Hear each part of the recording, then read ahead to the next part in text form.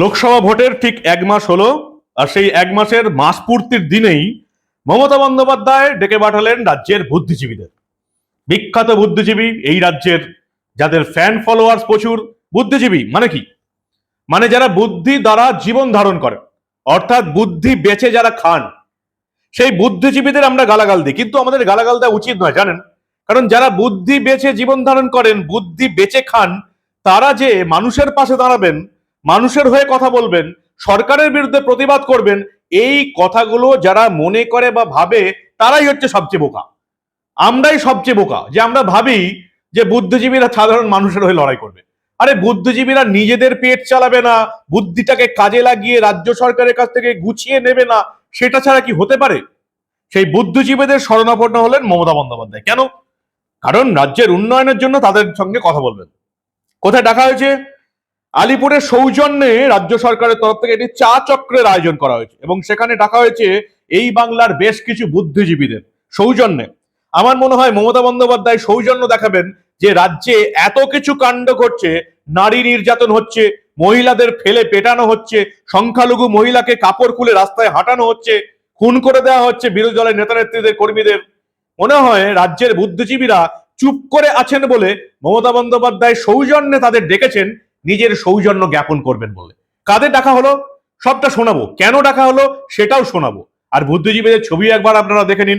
এই গুরুত্বপূর্ণ প্রতিবেদন শেষ অবধি দেখুন। আমি মানব, দ্য নিউজ বাংলায় আপনাদের স্বাগত জানাচ্ছি। 4 জুন লোকসভা ভোটের ফল ঘোষণা হয়েছিল। ফল ঘোষণার একেবারে মাস পূর্তির দিনেই 4 জুলাই পশ্চিমবঙ্গের বিদ্বজ্জনদের, বুদ্ধিজীবী, অনেকে আবার বুদ্ধি অনেক কিছু বলে থাকেন, সেটা আর সোশ্যাল মিডিয়ায় আমি বলছি না, বুদ্ধিজীবীদের মমতা বন্দ্যোপাধ্যায় ডেকে পাঠিয়েছেন বৃহস্পতিবার বিকেল 4টের সময় আলিপুরের সৌজন্য অডিটোরিয়ামে রাজ্য সরকারের তরফ থেকে একটি চা চক্রের আয়োজন করা হয়েছে। কাদেরকে ডাকা হয়েছে? অনেককেই ডাকা হয়েছে। কয়েকটা নাম আমরা পেয়েছি, যারা স্বীকার করেছেন তাদের ডাকা হয়েছে নবান্নের তরফ থেকে ফোন করে, এবং তারা যাবেন। এর মধ্যে আছেন গায়ক নচিকেতা চক্রবর্তী, কবি এবং গায়ক প্রতুল মুখোপাধ্যায়, সাহিত্যিক আবুল বাশার, চিত্রশিল্পী শুভা প্রসন্ন, রাজ্যসভার প্রাক্তন সাংসদ এবং চিত্রশিল্পী, বিখ্যাত চিত্রশিল্পী যোগেন চৌধুরী, এদেরকে ডাকা হয়েছে। নচিকেতা চক্রবর্তী, যে নচিকেতা চক্রবর্তী এবং সুমন চট্ট না কবির সুমন, যে নচিকেতা চক্রবর্তী এবং কবির সুমনের গান শুনে আমরা প্রতিবাদ আন্দোলন শুরু করেছিলাম, আমাদের ছোটবেলার জীবন শুরু হয়েছিল। সেই নচিকেতা এবং কবির সুমন এখন প্রতিবাদী ছেড়ে চটিচাটা হয়ে গেছেন, সেটা আপনারা খুব ভালোই জানেন, যদিও তাদের কোনো দরকার ছিল না। নচিকেতা চক্রবর্তী এবং কবির সুমন আমার অত্যন্ত খুব প্রিয় দুজন গায়ক ছিলেন, এবং তারা যদি শুধু গান নিয়েই থাকতেন তাহলে এই পশ্চিমবঙ্গের ইতিহাসে তাদের দুজনের নাম সোনার অক্ষরে লেখা থাকতো বলে আমার ব্যক্তিগত মত। নচিকেতা চক্রবর্তী এবং কবির সুমন যদি শুধু গান নিয়ে থাকতেন, তাদের প্রতিবাদ আন্দোলনটা চালিয়ে যেতেন, যেমন তারা প্রতিবাদ আন্দোলন করেছিলেন বাম সরকারের বিরুদ্ধে, তেমন যদি তারা প্রতিবাদ আন্দোলন করতেন তৃণমূলের সরকারের এই অত্যাচারের বিরুদ্ধে, নারী নির্যাতনের বিরুদ্ধে, যদি তারা গান লিখতেন, তাহলে পশ্চিমবঙ্গের ইতিহাস, শুধু সাহিত্য জগৎ বা এই শিল্পী জগতের ইতিহাসের কথা বলছি না, গোটা পশ্চিমবঙ্গের ইতিহাস নচিকেতা চক্রবর্তী এবং কবির সুমনকে নিজেদের মাথায় বসিয়ে রাখতো। কিন্তু সেটা হয়নি। নচিকেতা চক্রবর্তী এবং কবির সুমনকে আমরা দলদাস চটিচাটা হয়ে যেতে দেখেছি। কিসের সুবিধার জন্য?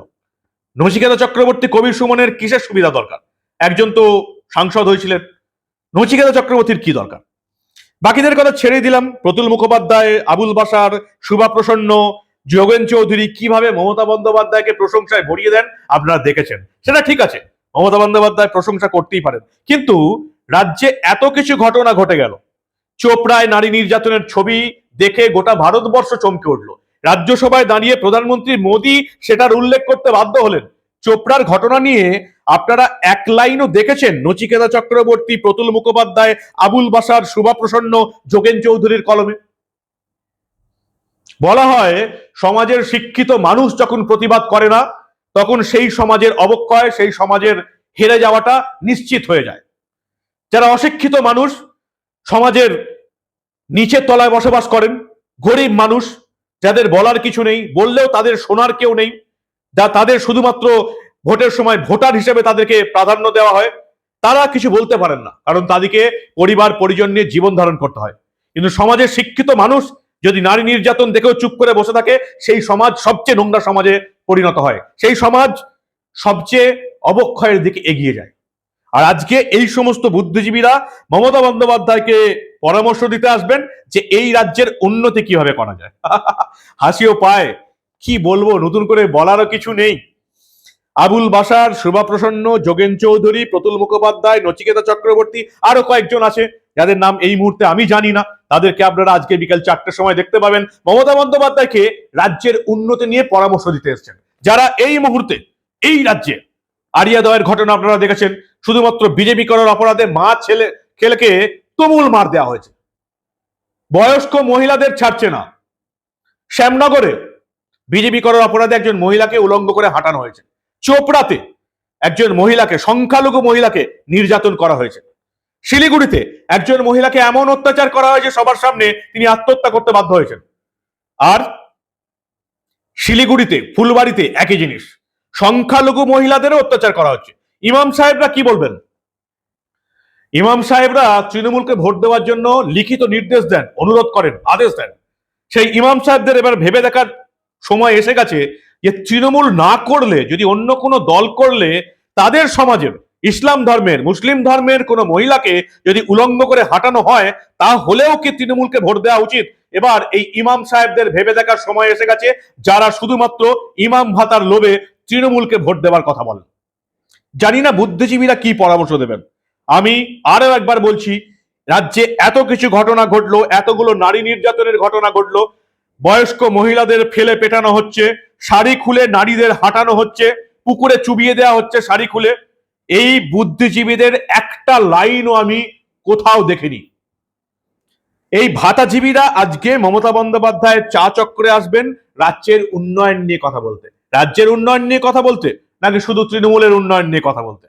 নাকি মমতা বন্দ্যোপাধ্যায় সৌজন্য দেখাবেন যে আপনারা এই যে এতগুলো কাণ্ডের পরও চুপ করে আছেন, সেজন্য আপনাকে আমি করজোরে আপনাদের নমস্কার জানাচ্ছি। মমতা বন্দ্যোপাধ্যায় মনে হয় সৌজন্য দেখাবেন বাংলার এই তথাকথিত লজ্জাহীন বুদ্ধিজীবীদের, যাদের মুখে এই রাজ্যের মানুষ প্রতিবাদ দেখতে চায় কিন্তু তারা দেখতে পায় না।